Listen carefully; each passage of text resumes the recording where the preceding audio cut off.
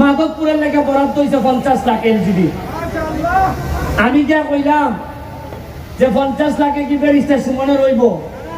আপনি জানেন না আমি সব মানুষ, আমি টাকা খাই না। হয় ঠিক আছে, যাই নাই ডাক্তার না কইল যে তাই না 50 থেকে ডাবল করে মাধবপুরে 1 কোটি টাকা দিয়ে দেয়। ওই আশপাশ সিটি আইতেছে 1 কোটি। এর আগে আমার দিয়া দিছ আরো 75 লাখ খালি মাধবপুরের লেগে। এটা গত সপ্তাহের কাজ। আমি এখন দেখি টাকা খরচ করে কোন ভাই না, খালি ভাই না মানুষ যারে দিয়ে খামটা করাইতাম। আমার দল লাগে যে টাকা দিলে নি আগে তাল ধরে আমারও বিদায় দিবা না নি। আর আমি জানি এর লাগে তো এমপি সাহেব হইতাম চাই না, সুমন ভাই হইতাম চাই, কারণ আগামীবার এমপি নাও দেখতে পারে, কিন্তু ভালোবাসা দিয়ে আপনারা ভাই হইতে পারলে বইরাও আমি শান্তি পাইব। পর্যটন নগরী বানাইতাম এইখানে।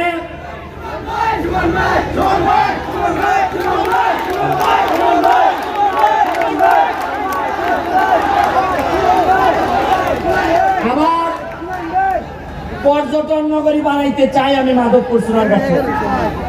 আমি নেত্রীরে বলছি, জননেত্রী শেখ হাসিনারে, যে যাবো যে আমার 24টা চা বাগান আছে, আমার 2টা রিজার্ভ ফরেস্ট আছে, আমার স্থলবন্দর আছে, আমার বর্ডার আছে।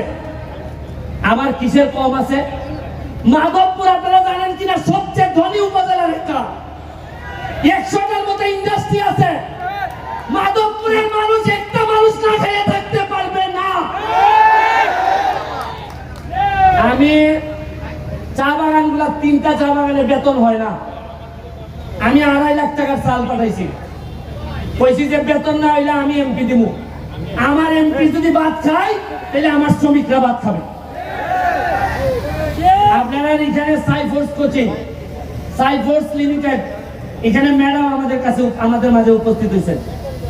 আমি ছোটবেলায় ওনার ছাত্র ছিলাম। IELTS, TOEFL, স্পোকেন ইংলিশ ওনাদের আন্ডারে করছি।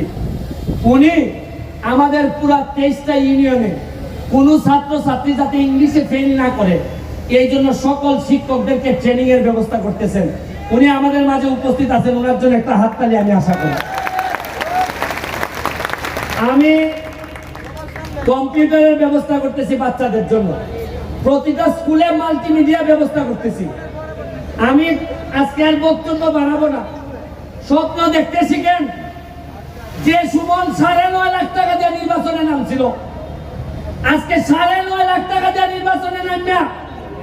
আজকে কিছু লোকের কথা বলতে হয়, মুসলিম চেয়ারম্যান সাহেব, আলাউদ্দিন ভাই, এখানে বাবুল ভাই, সেলিম চৌধুরী, কিছু লোকের নাম বলতে হয় যারা আমার জন্য, আমার মতো একটা এতিম বাচ্চারে টাইনা তুলছে। আমার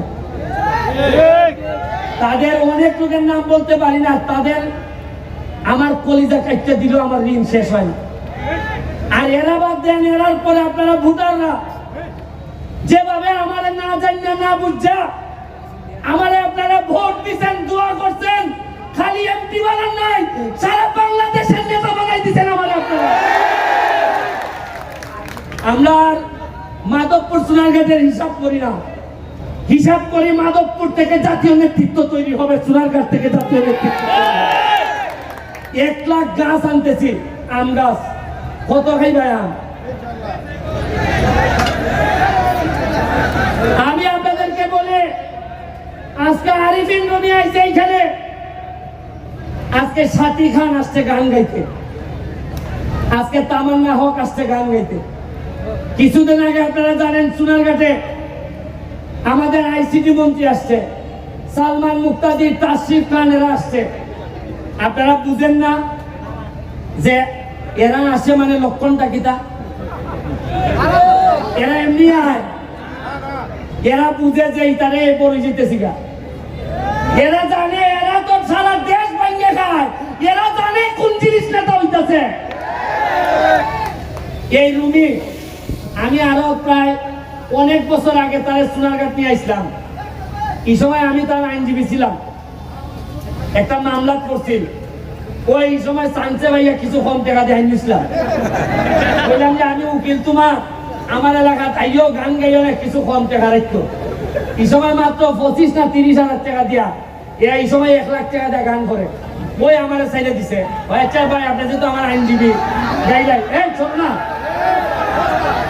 আর আজকে আমি পেয়েছি আমার ভাইটা আইছে আজকে আমার একটা বিশ্বাস এমন ভাবে গান গাইবো কলজাটার মধ্যে পানি দিয়ে দিব একবারে। আমরা রে ভাই মহাসড়কে যাইতেছি মাধবপুর সোনারঘাট মহাসড়কে যাবে 6 লেন হইতেছে। আপনাদের যে ইন্ডাস্ট্রিয়ালাইজেশন হয়েছে সাথে যদি আমি পর্যটন নগরী করতে পারি মনে রাখেন মৃদু অন্তত পুরো আমেরিকা না পারি মধ্যপ্রাচ্য বানাইয়া চাইলে দিব আমি মাধবপুর সোনারঘাট। আমার কোন লোক 5 লাখ টাকা দিয়ে সৌদি যাওয়া লাগতো না 5 লাখ টাকা দিয়ে কুয়েত যাওয়া লাগতো না। এখানে বইয়া আপনারা দেখুন 1 বছর সময় দেন কিতা করতেছে আপনারা দেখুন। তবে আপনার কাছে আমার একটা অনুরোধ নেতৃবৃন্দ সহ 4.5 বছর পরে আমার বিদায় দিন। আমি এমন হইতে পারে আমার পক্ষে সম্ভব না এমপি থাকা শরীর দিয়েই মানে না 13 কেজি ওজন করছে এমপি হইবার পর আমি আমার 4.5 বছর আপনারা সহযোগিতা করেন দেখেন বঙ্গবন্ধুর সোনার বাংলা আমি কেমনে বানাই দেয় মাধবপুর সোনারঘাট। আমি আশা করি আপনারা আমার সহযোগিতা করবেন। আমি কথা দিচ্ছি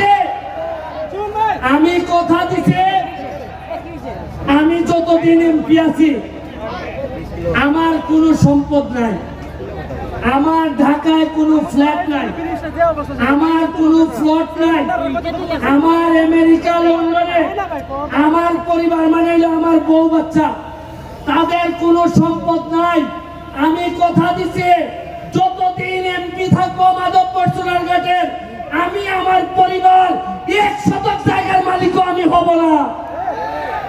আমি এমপি যদি নিজেই মাল বানাই তা আমার জনগণের দেখবো কোন সময়। আরে যে সম্মান দিছই এরপরে একটা মানুষের আর সম্পদ লাগে না। আপনারা আমার জন্য দোয়া করবেন। আমি আরিফিন নবীর কাছে মাইক দিব তার আম্মার জন্য দোয়া করবেন। তার আম্মাও আমার খুব পছন্দের মানুষ দুঃসময়ের সাথী।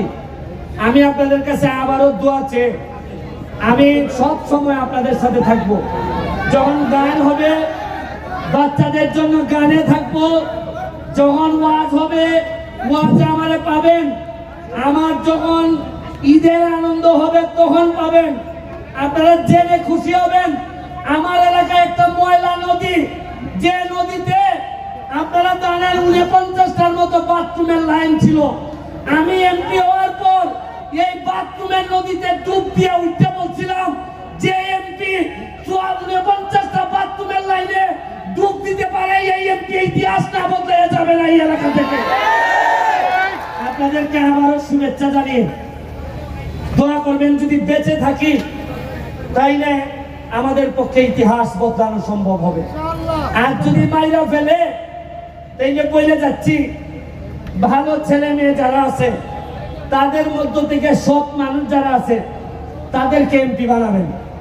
আমি যদি মারা যাই কথা দিয়ে যাচ্ছি আপনাদেরকে শপথ করাই যাচ্ছি পছন্দ আপনাদের তবে অবশ্যই আগামী নির্বাচনগুলোতে আমার হোক তোমার হোক এইটা দেখার বিষয় না সৎ মানুষ ছাড়া কর্মঠ মানুষ ছাড়া যেন মাধবপুরে কেউ নেতা হইতে না পারে। আমার বিরুদ্ধে যদি থাকে সৎ যদি হয় আমি তার সাথে থাকবো। আমি কথা দিচ্ছি এটা আমার বাপের মৌরসী সম্পত্তি না। আমি এখানে লোক বানাইতে আসি নাই। আমি আইছি মাধবপুরের 7 লক্ষ সোনারঘাট মাধবপুরের মানুষের শপথ নিছি যে তাদের ভাগ্য বদলাবো। আর এই ভাগ্য বদলাইতে গিয়া আমার যতটুকু দৌড়াইতে হয় যত জায়গা যাইতে হয় আমি যাব। এই কথা দিয়া আজকের মতো বিদায় নিচ্ছি। জয় বাংলা, জয় বঙ্গবন্ধু। প্রিয় দর্শক।